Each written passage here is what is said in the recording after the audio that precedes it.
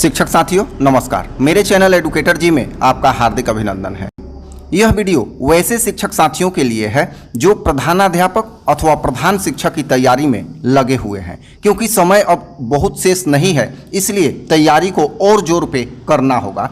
तो इस वीडियो में गणित के संख्या पद्धति से 25 ऐसे प्रश्नों के हल का रिवीजन पेन तथा पेपर पर समझने वाले हैं जो प्रायः प्रत्येक प्रतियोगिता परीक्षा में आया करते हैं, और ये सभी प्रश्न बीपीएससी द्वारा निकाले गए प्रधान शिक्षक अथवा प्रधानाध्यापक की परीक्षा के लिए काफ़ी महत्वपूर्ण है। इतना प्रश्न आप कर लेते हैं तो मैथ से आपका प्रश्न नहीं छूटेगा। तो चलिए आइए पेन और पेपर पे एक एक प्रश्नों को समझते हैं। इसमें लगभग 20 से 25 प्रश्नों को हल किया जाएगा। तो चलिए आइए प्रारंभ करते हैं। इससे पहले एक रिक्वेस्ट है, आप मेरे चैनल को सब्सक्राइब अवश्य कर दें। तो आइए पहला नंबर प्रश्न समझते हैं। प्रश्न है A बराबर बी क्यू प्लस आर महत्तम समापवर्तक अर्थात HCF A और B का बराबर महत्तम समापवर्तक अर्थात HCF, ये खाली स्थान है। क्या होगा? यहाँ दो खाली स्थान है। तो यहाँ हम लोग समझते हैं कि यूक्लिड के विभाजन प्रमेय से A बराबर बी क्यू जोड़ आर होता है। यहाँ कंडीशन होता है 0 less than equal to R less than B, ये आप समझते होंगे। तो यहाँ पर होता क्या है कि जो a और b दो संख्याएं दी गई हैं, इन्हीं का HCF निकालना होता है a और b का। तो यहाँ अगले स्टेप में क्या होता है, b जो है a बन जाता है और r जो है यहाँ पर b बन जाता है। इसका मतलब है कि अब a और b का HCF वही होगा जो यहाँ a और b का है, किंतु यहाँ a b चेंज हो चुका है, a चेंज हो चुका है b से और b चेंज हो चुका है किससे? r से। तो अर्थात ये जो यहाँ पर रिक्त स्थान है यहाँ होगा b, r। तो यहाँ a b c d, d option होगा b, r। समझ में आ गया होगा कैसे होगा? तो ये इसका सही आंसर है। चलिए दूसरा प्रश्न देखते हैं। 625 के अभाज्य गुणनखंड में 5 का अधिकतम घात है। तो 625 का अभाज्य गुणनखंड क्या होगा? यहाँ 625 तो हो जाएगा 5 गुना 5 गुना 5 गुना 5।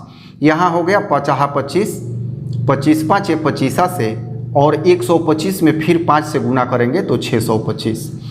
तो यहाँ हो गया कितना? 5 का पावर 1 2 3 4, यहाँ 4 हो गया। तो अब क्वेश्चन पूछ रहा है कि 5 का अधिकतम घात, तो यहाँ आंसर होगा डी। 5 का अधिकतम घात यहाँ पे क्या आया है? 4, तो आंसर क्या होगा? डी होगा।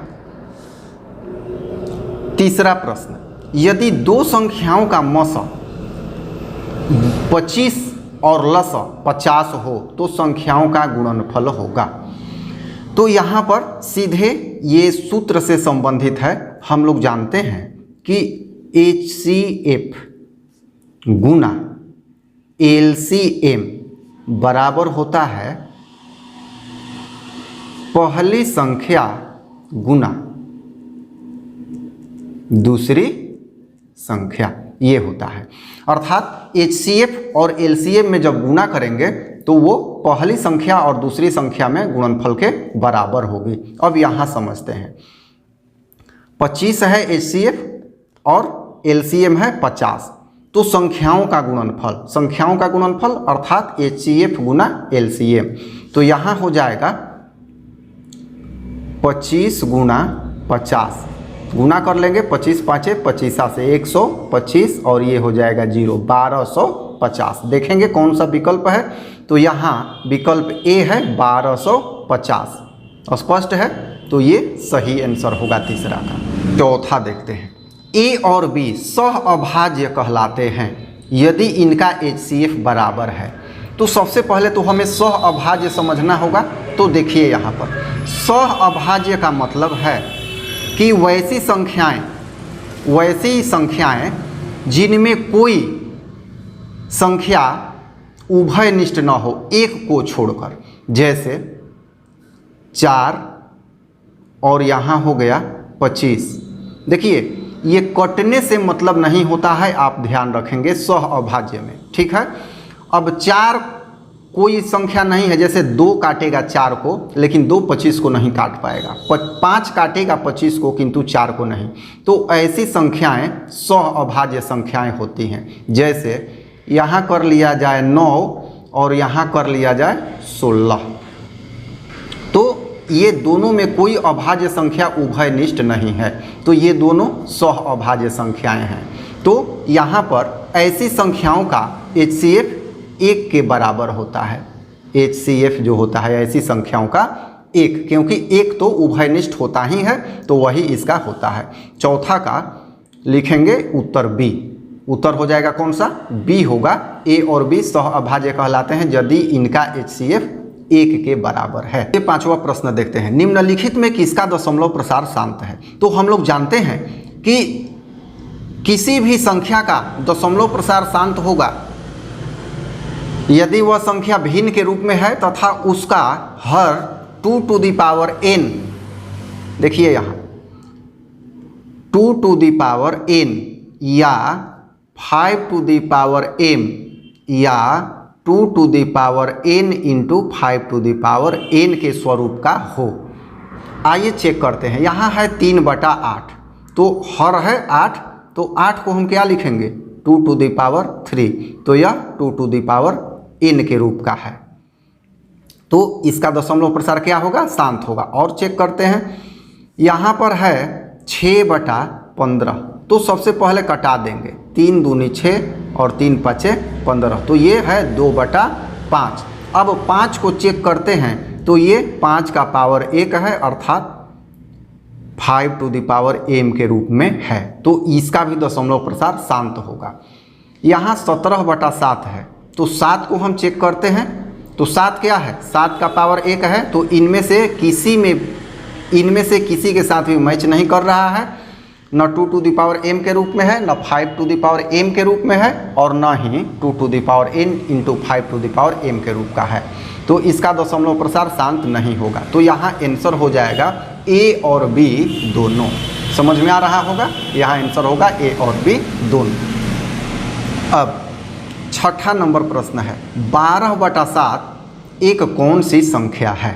12/7 ऑप्शन है परिमेय संख्या, B है अपरिमेय संख्या, C है पूर्णांक संख्या, तीसरा है इनमें से कोई नहीं।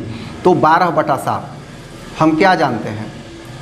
यदि कोई संख्या P/Q के रूप में हो जहाँ Q नॉट इक्वल टू 0, तो ये संख्या परिमेय संख्या होती है। तो यहाँ हम देख रहे हैं कि 12/7, यहाँ 12/7 जो है P/Q के रूप में है और 7 0 के बराबर नहीं है, तो ये कौन सी संख्या होगी? परिमेय संख्या। तो यहाँ उत्तर होगा A, परिमेय संख्या।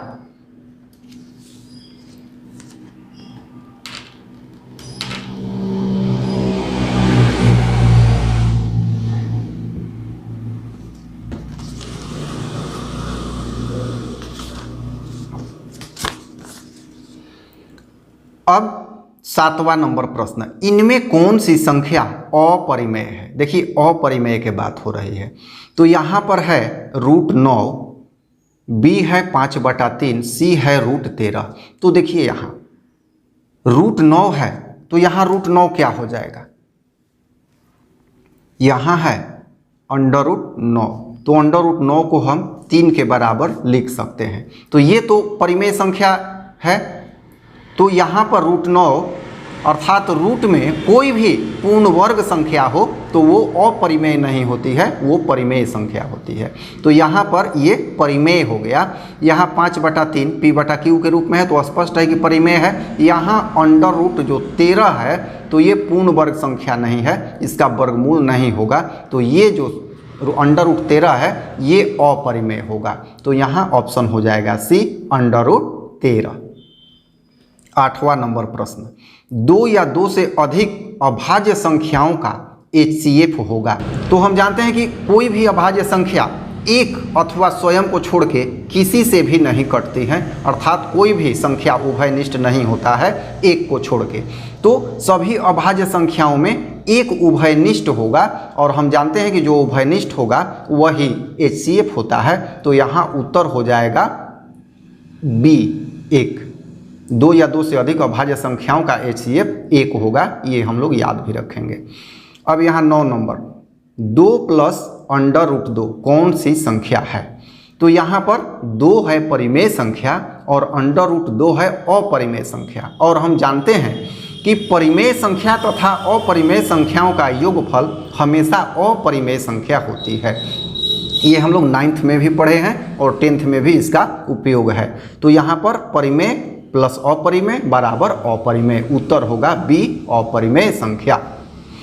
अब 10 नंबर प्रश्न, यूक्लिड के विभाजन एल्गोरिथ्म से क्या ज्ञात किया जाता है? यूक्लिड के विभाजन एल्गोरिथ्म से क्या ज्ञात किया जाता है? विकल्प A है LCM, B है HCF, C है LCM और HCF दोनों, और D है इनमें से कोई नहीं। तो हम लोग जानते हैं कि यूक्लिड की विभाजन प्रमेयिका से HCF ज्ञात किया जाता है। यह HCF ज्ञात करने का एक तरीका है। अब 11 नंबर प्रश्न देखते हैं, निम्नलिखित में से किस गणितज्ञ ने the book of games of choice पुस्तक लिखी है? विकल्प A है जे कार्डन, B है जेम्स बर्नूली, C है AD मोइवरे, D है इनमें से कोई नहीं। तो ये याद रखने वाली बात है, याद रखेंगे हम लोग कि यहाँ होगा जे कार्डन। 12 नंबर प्रश्न देखते हैं, 0.1311 33 111 333 1111 3333 ... अप टू इनफाइनाइट है 1, अर्थात कौन सी संख्या है? तो यहाँ पर दिया है परिमेय संख्या, अपरिमेय संख्या, पूर्णांक संख्या और सम संख्या।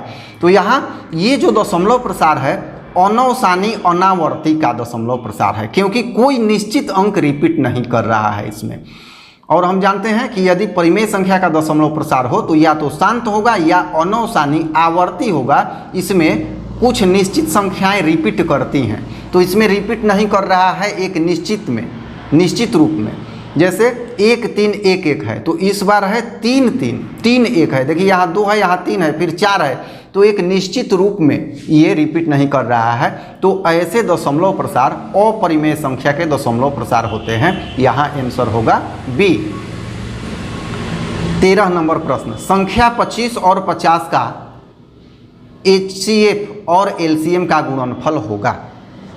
तो संख्याएं दी गई हैं, अभी हम लोगों ने जस्ट ऊपर समझा है कि HCF गुना LCM बराबर क्या होता है? पहली संख्या गुना दूसरी संख्या। तो यहाँ पर पहली संख्या और दूसरी संख्या, यहाँ संख्या दी गई है तो और पूछा जा रहा है कि HCF और LCM का गुणनफल, अर्थात इतना बराबर क्या होगा? तो इतना बराबर पहली संख्या है 25 और दूसरी संख्या है 50। ये प्रश्न हमने इसलिए दोबारा दिया क्योंकि ये प्रश्न भी आया हुआ है बोर्ड की परीक्षा में। तो यहाँ हो जाएगा 1250। तो इसमें सही विकल्प कौन सा होगा? यहाँ 1150 है, यहाँ 1250, तो विकल्प होगा D 1250। अब प्रश्न नंबर है 14, निम्नलिखित में से कौन परिमेय संख्या है? √3, 2 √2 बटा √2, C है 4 जोड़ √5 और D है √6। तो वैसी संख्या जो अंडर रूट में हो वह अपरिमेय संख्या होती है, और इसमें पूछा जा रहा है कौन सी संख्या परिमेय है। तो यहाँ जो भी होगा वो अंडर रूट में नहीं होगा। देखिए ये √3 ये तो अंडर रूट में है, B पर विचार करते हैं, 2 √2 बटा √2, तो यहाँ कट जाएगा, क्या बचा 2। अब हम देख रहे हैं कि इसमें भी √5 है, इसमें भी √6 है और कोई पूर्ण वर्ग संख्या नहीं है। तो यहाँ पर ये जो है विकल्प B 2 √2 बटा √2, इसमें √2 कट गया, तो जो यहाँ पर बचा है 2, यहाँ पे जो बचा है 2 ये अंडर रूट में नहीं है और इसीलिए ये परिमेय संख्या होगा। तो यहाँ पे उत्तर होगा B 2 √2 बटा √2। क्वेश्चन नंबर 15, दो परिमेय संख्याओं के बीच कितनी अधिकतम परिमेय संख्याएं होती हैं? यहाँ है 0 1 2 अनंत। तो ये हम समझ लेंगे, नाइन्थ से ही समझते आ रहे हैं कि दो परिमेय संख्याओं के बीच अनंत परिमेय संख्याएं होती हैं। तो ये होगा आंसर डी, अनंत। अब 16 नंबर प्रश्न, एलसीएम ए बी का गुना एचसीएफ ए बी का क्या होता है? तो यहाँ दिया हुआ है ए बी संख्याएं हैं, तो ए बटा बी, ए गुना बी, ए प्लस बी, ए माइनस बी, ये भी आया हुआ प्रश्न है बोर्ड की परीक्षा में। तो यहाँ हम जानते हैं कि संख्याओं का गुणनफल बराबर एलसीएम गुना एचसीएफ, तो यहाँ आंसर हो जाएगा बी, ए गुना बी। 17 नंबर प्रश्न, 6/27 का दशमलव प्रसार होगा। यहाँ 6/27 है, तो दशमलव प्रसार देखना है, चेक करना है। तो चलिए इसका दशमलव प्रसार चेक करते हैं। 6/27, तो यहाँ हो जाएगा 3 दूनी 6 और 9 तिया 27 हो जाएगा 2/9। अब यहाँ हम देखते हैं कि 2/3 गुना 3, इसमें 3 आ गया, तो किसी भिन्न के हर में 2 और 5 के अलावे कोई भी संख्या आ जाए तो उसका दशमलव प्रसार शांत न होके अनवसानी आवर्ती होगा। तो यहाँ पर शांत नहीं होगा, अनवसानी आवर्ती यहाँ स्पष्ट लिखा हुआ है, तो बी आंसर होगा। अनवसानी अनावर्ती इसलिए नहीं होगा क्योंकि यहाँ कोई भी संख्या अंडर रूप में नहीं है, और ये जो अनवसानी अनावर्ती है अपरिमेय संख्या का दशमलव प्रसार होता है, जबकि 6/27 परिमेय संख्या है। 18 नंबर प्रश्न, a बराबर बी क्यू प्लस आर में r के लिए कौन सा सत्य है? देखिए ये यूक्लिड के विभाजन एल्गोरिथ्म से समस्या है। यहाँ a 0 less than r less than b, 0 less than equal to r less than b, 0 less than equal to r less than equal to b, d है 0 greater than r greater than b। तो यहाँ हम याद रखेंगे, इसमें बड़ा ही mistake होता है, इसमें होगा 0 less than equal to r less than b, क्योंकि r का मान b के बराबर कभी नहीं होता है, b से छोटा होता है। r 0 हो सकता है और 0 से बड़ा होगा, तो ये होता है condition 0 less than equal to r less than b।